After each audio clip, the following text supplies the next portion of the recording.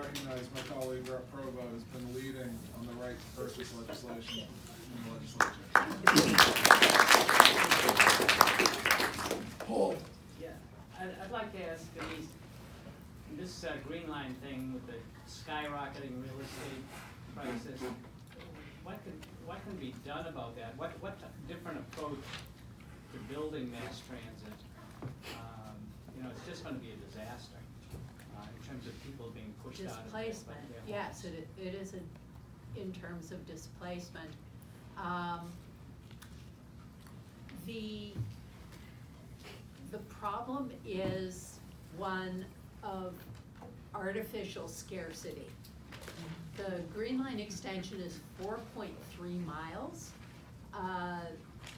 And if it had been built back when it was supposed to have been built,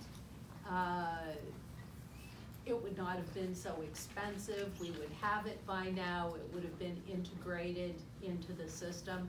But, you know, for years and years of Republican governors, there was zero investment made in the MBTA system. All the money went to suburban commuter rail lines that required massive per-trip subsidies. You know, Fred Salvucci can sit and talk about that for hours. So there was a terrible misallocation of resources. And, you know, it's like when you pull the rubber band on scarcity back long enough, when you let go, you know, there's this concussive wave of that released energy. Also, you know, Massachusetts has added a lot of jobs, which means you've got more and more people searching after the same real estate. You've got the short-term rental market, which has taken vast numbers of units off the market, especially in Cambridge. Last year, when I ran the numbers, a number equal to 50% of all the new units that Cambridge had built over 5 years was the same number as the number of entire units that were being offered as short-term rentals just on one platform. So I think nobody's paying sufficient attention to that. Universities are not building enough student housing, but they're taking more and more students and starting more programs. We do a terrible job in Massachusetts of collecting the data and paying attention to the data that would tell us exactly what the problems are and would help show us the way to fixing them. But, you know, between denial and disinvestment, you know, this has been building for a while. Heather. I was going to talk a little bit about trees. Councilor Zondervan has pointed, and other people have pointed out how important trees are for making our air better, making our souls better, and cooling, and all of these things. One of the things that everyone can do is show up and fight for the trees. There are meetings that you can go to and say, please don't cut down this tree. Redo your plans to save the trees. And I will tell you that when I was walking here, Sarah Gallup of MIT thanked me for speaking up about the trees, because even though they've cut them down, they are not grinding them into sawdust anymore.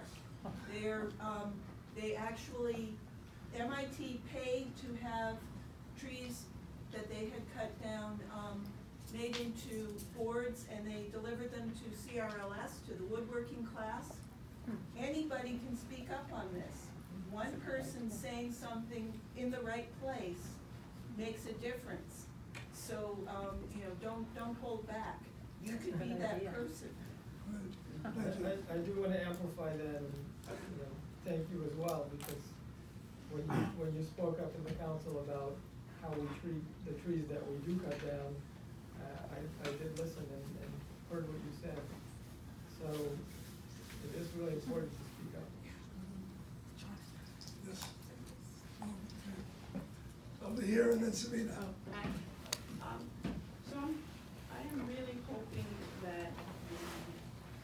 right to purchase, bill passes. I feel that that's a great way to fill the sort of, inequities in the equity gap, especially amongst, African Americans, Latinos, who have a huge wealth gap, in the greater Boston area. And I would like to be optimistic, that it will move forward and have us, sort of look towards the next step beyond that. As a person that, used to be in a rent control unit, I organized my building and approached, our landlord and, right after rent control, because our rent doubled, and I asked if he could, sell it to us, and he agreed. And we educated ourselves and we found out what we needed, et cetera, but it was quite difficult to navigate the system because we didn't have any help from our city of Cambridge to do that.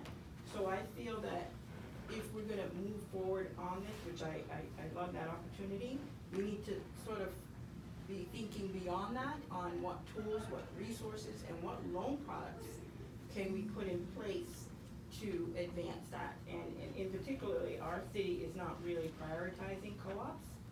And I feel that that's a place, especially working poor and middle income, an opportunity for people to own a little piece of the pie.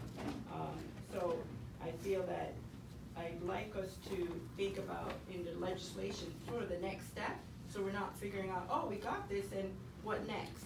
To really start planning around how do we put the tools, the resources in place for that. Thank you. Sabina? Yeah, excellent, yeah, thank you for that so much.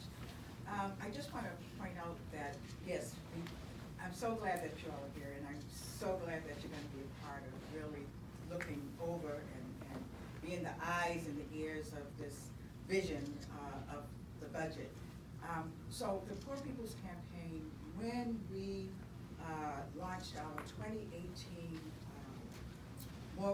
direct moral action across this country, we were intentional, right, about the people's voices being heard. We were intentional in terms of putting on our listening ears. I don't know, Lindsay is gonna be talking a little bit about the people's involvement in terms of setting this moral budget in place, right? Qualitatively, it came from the depths of our stories, and we know that we have a lot of work to do. We have a long way to go, you know, especially in Massachusetts with the racial inequality and our long history of sometimes forgetting the poor. We have a huge, I'm gonna speak to you, Provost, we have a huge crisis, and you know this, regarding housing.